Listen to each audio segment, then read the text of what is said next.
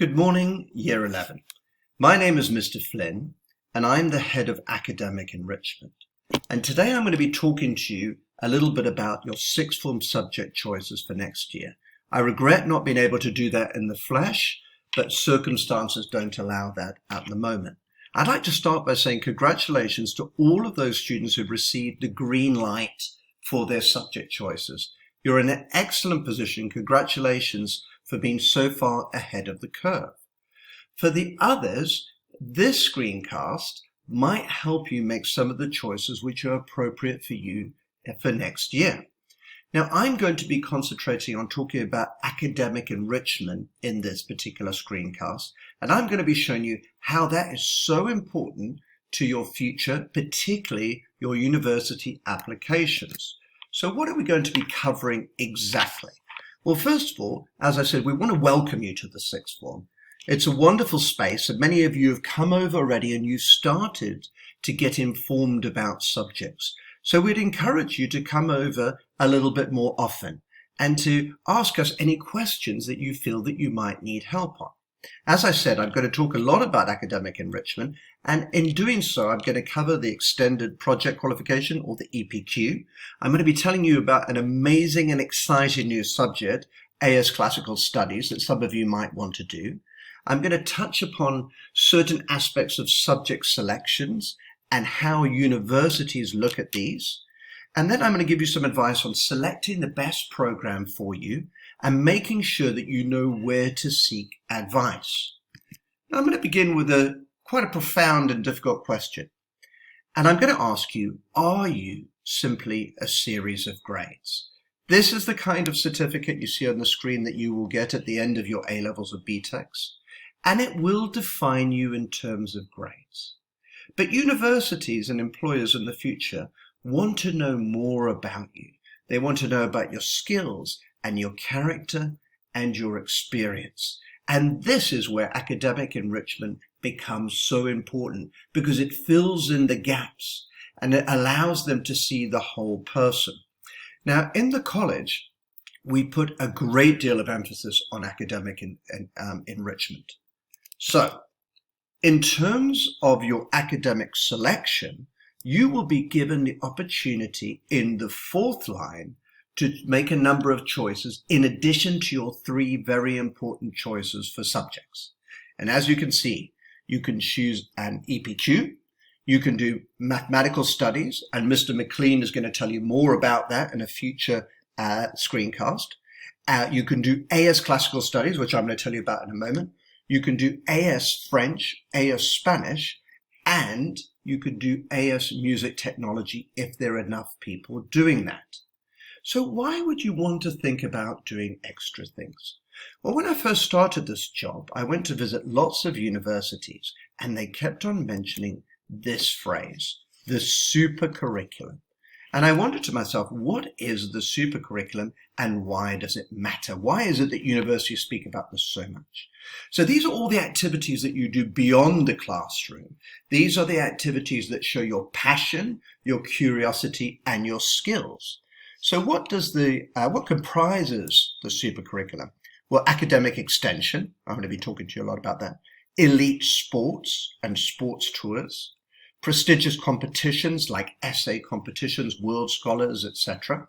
The performing arts and the visual arts. Public speaking, especially if you're involved in something like debating, if you've done a TEDx talk, or if you're involved in the Model United Nations.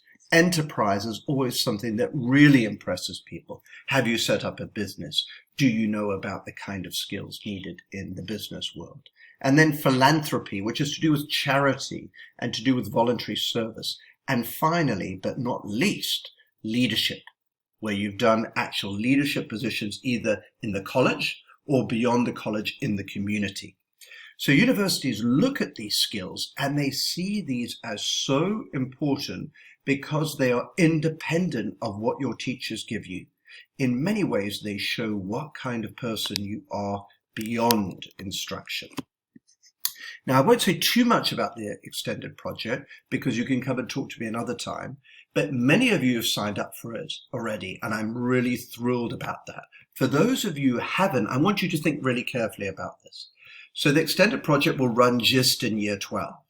It is an absolutely incredible project in terms of showing research skills.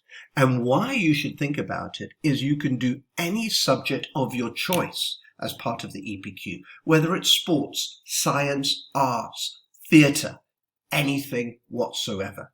And in doing this, you will learn research skills which are necessary for university. You will learn and engage in lots of wider reading. And as you saw from my slide of the Supercurriculum, that is exactly what universities are looking for. They are looking for students who read beyond the curriculum, who have passion and who have curiosity in their subjects. And the EPQ is seen as superb preparation for university because you'll either go on to do an artifact, as you can see here. This is a former student, Wilmette Bride, who remade a whole motorcycle, a classic Ducati motorcycle, and wrote about it. Or you can do a 5,000-word report in any subject of your choice, and you will learn how to do a literature review, how to structure a dissertation, which you're going to need for university, how to use scholarly referencing, and how to put together a superb bibliography. So these skills demonstrate to universities that you are thinking beyond the curriculum and you are the kind of student they want. You are looking ahead at 21st century skills. And now I'm going to move on to AS Classical Studies. So we introduce this into the sixth form, again, for the reason that it shows that you are slightly different from anybody else. It's an AS level, so it only runs in year 12. You might ask yourself, why do I want to know about classics? Well, if you look at my slide, you'll see I've called it a new look at the art. And our argument is that classics underlie the whole of Western civilization, and indeed more than that, as I'm going to show you. The course divides into two parts. Firstly, you will study ancient Greece, looking at Alexander the Great, the greatest general, arguably, that there's ever been. The other side of the course looks at the first emperor of Rome, Caesar Augustus, who is the nephew of Julius Caesar. Now, if I quickly show you the map, by the age of 26, Alexander the Great, who came from Macedonia and Greece, had conquered the whole of Asia Minor, which is modern-day Turkey. He had conquered the pharaohs in Egypt and taken over. He'd pushed through modern-day Iraq and Iran and had conquered all of the territory up until the borders of the northern India. An incredible achievement. But what makes it so interesting is that this is the first encounter between the Western world and the Eastern world. So in studying this, you will learn about this incredibly important moment in history. Now, moving on to the Romans.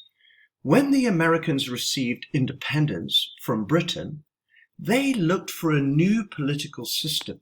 And instead of looking what was around them, they went back to history and they went back to Rome. Now, some of you will know that this is the Senate building, and the rulers of America are called senators. Now, I use this as an example to show you how influential ancient Greece and Rome have been, not only in politics, but in terms of medicine, in terms of science, mathematics, the military.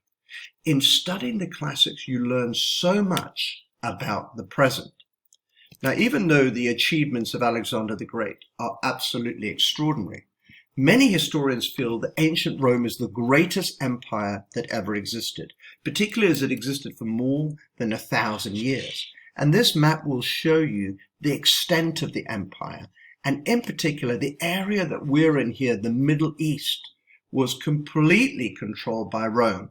Some of you will know that if you visited Syria or you've been to Jordan. So we feel that classical studies will be something that you can put into your application, something fascinating and that few students would have done.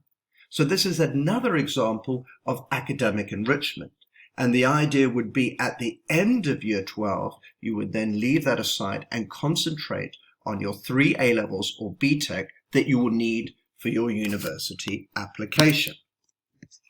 Now, my colleague, Mr. Burke, as I said earlier, is the head of higher education, and you're going to meet him and you're going to be speaking to him in far more detail than this.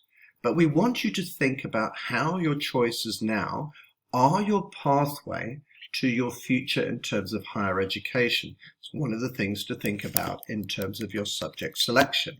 So just very briefly, we need you to remember that your subjects should reflect your academic interests. You're always going to be happier and more productive when you choose subjects that you're interested and curious in. We also want to remind you that it is very important that you find out about which subjects are required for future university degrees. To illustrate this, if you want to be a doctor and read medicine, it's almost crucial in the UK that you study chemistry. So it's very important that you're informed about which subjects will be required for your future degrees. And this is particularly the case if you're thinking about competitive universities. Now, Mr. Burke and I next year will be advising you about additional study and academic enrichment that is going to make you attractive to universities in the future. Now, finally, we are here to help. Many of you have already been introduced to Mrs. Ford. Now you know me, you know Mr. Burke and Mr. McLean. Some of you will be coming over for interviews and you will have that opportunity to speak to us in the future. For the rest of you, you can email us at any time. We want you to feel like you're informed and supported during this time. I hope you found this screencast informative and interesting. And as I say, if you have questions about the extended project, about universities in the future, the exciting new subject, AS Classical Studies, that we're introducing, do not hesitate to email me and we can arrange an interview for you when we can discuss some of your questions. Thank you so much for listening. We are very much looking forward to welcoming you next year as our new Year 12s.